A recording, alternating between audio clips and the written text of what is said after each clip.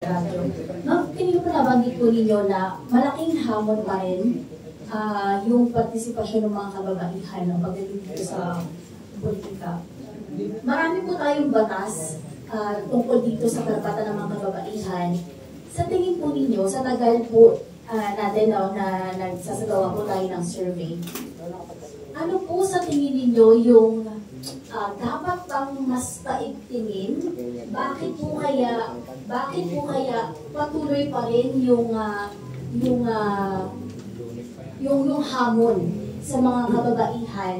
Yung tingin, lalo na yung tingin ng society sa mga kababaihan, parang wala silang karapatan dahil na babae lang sila. Despite all these many laws, meron tayong policy, marami tayong ganito. Bakit po sa tingin ninyo ay nagpapatuloy pa ito? And what do you think, ano yung measures kaya na pwede natin, sa tingin po ninyo, yung stand po ninyo, na pwede natin gawin?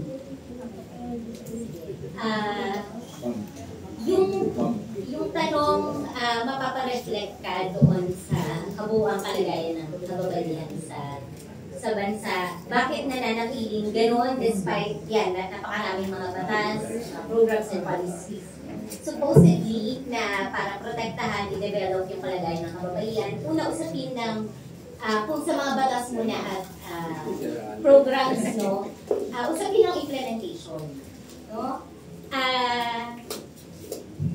Maraming mga batas pero hindi siya fully na i-implement, yung mga perpetrators hindi na-hold accountable. So that would be one. Pangalawa, yung economic insecurity ng kababaihan, actually hindi lang naman yan mga kababaihan, kahit naman mga kanalakihan sa buong lipunang Pilipino.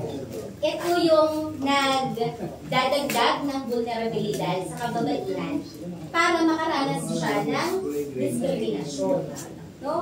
Pero kahit i-address mo yung kanyang economic insecurities, yung gender discrimination ay nandoon pa rin. Ngayon, yung usapin ng gender discrimination, uugatin mo na siya historically. Colonial legacy ito yung mababang pagtingin sa kababaihan. I don't think this is the proper venue to discuss about it, pero may mahabang colonial history yung Pilipinas. Right after nating ma-colonize, dyan nagsimulang bumaba yung pagtingin sa kababaihan. And if you have those centuries ng bababang pagtingin sa kababaihan, bit-bit natin yan hanggang sa ngayon. Ang kailangan natin i-address, halimbawa, nasa konteksto tayo ng halalan. Huwag natin gamitin yung halalan para lalo pang pababain yung tingin sa mga kababaihan. Lalo na nag-aspire tayo na maging mga leaders ng bansa.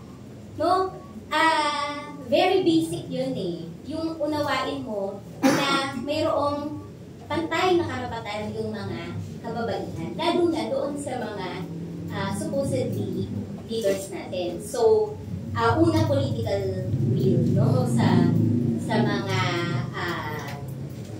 sa ating state, sa mga elected at saka mga government officials para i-implement ang mga batas at i-call out kahit yung kanilang mga kapwa elected and government officials. Pangalawa ay kung sa amin na ito sa Center for Women's Resources, malaganap na edukasyon.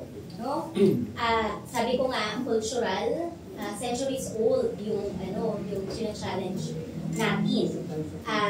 Kailangang magtulong-tulong yung mga mamamayan, i-raise natin yung awareness ng isa't isa. Pero again, sasabihin natin yung awareness raising, yung education, while ginagawa yan ng mga NGOs, ng civil society, mga people's organization. Again, state responsibility. Yung pag-raise ng awareness, pag-educate or even putting, say, women's rights, gender equality sa curriculum, that is something very doable. Kailangan siyang gawin at responsibilidad yan ng gobyerno at ng mga nahahalal at na-appoint natin sa gobyerno. So I hope I answered your question. Last 4 questions.